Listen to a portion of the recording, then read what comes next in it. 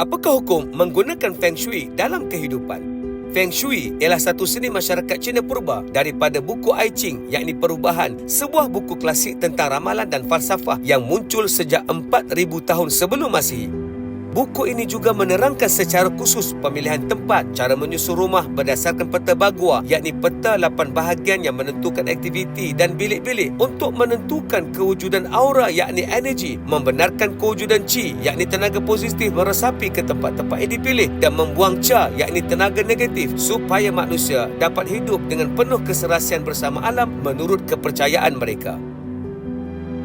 Fahaman Feng Shui ini ada pengaruh yang datang daripada ajaran Taoism, sebuah agama klasik dari tanah besar Cina dan bukan Samawi. Ajaran ini dikenali dalam Islam sebagai salah satu tanjim, yakni ramalan, dan tidak dibenarkan untuk diamalkan oleh orang Islam dalam rangka menjaga akidah. Namun ada beberapa amalan dalam ajaran Feng Shui yang tidak bercanggah dengan Islam, seperti aspek Feng Shui yang bersifat fizikal dan praktikal yang tidak berkaitan dengan kepercayaan ghaib dan boleh diterima dalam Islam selagi tidak melibatkan unsur khurafat atau syirik. Contohnya, susun atur rumah yang teratur dan kemas, penggunaan cahaya semula jadi, pengudaraan yang baik, serta pemilihan warna yang menenangkan. Kesemuanya adalah perkara yang dibenarkan dalam Islam jika dilakukan atas dasar mendapat kebaikan. Begitu juga jika seseorang memilih arah rumah yang sesuai dengan pencahayaan atau tiupan angin kerana faktor iklim, ia adalah rasional dan dibolehkan. Namun, apabila seseorang meyakini arah rumah tertentu boleh membawa tuah, warna tertentu membawa rezeki,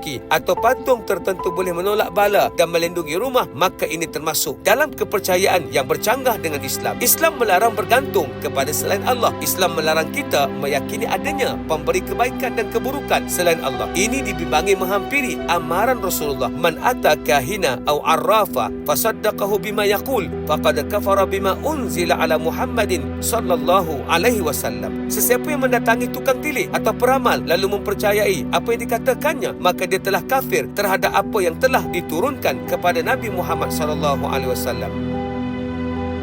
Dr. Wahbah Az-Zuhaili dalam Al-Fatawa Al-Mu'asirah berkata, sesiapa yang pergi kepada tukang sihir dan tidak mempercayainya, maka solatnya tidak akan diterima selama 40 malam. Manakala sesiapa yang pergi berjumpa dan mempercayainya, maka dia telah kufur terhadap apa yang diturunkan oleh Allah Subhanahu wa taala kepada Nabi Muhammad sallallahu alaihi wasallam yang telah diwahyukan oleh Allah kepadanya hal-hal yang gaib. Tidak ada yang mengetahui hal-hal gaib kecuali Allah Subhanahu wa taala.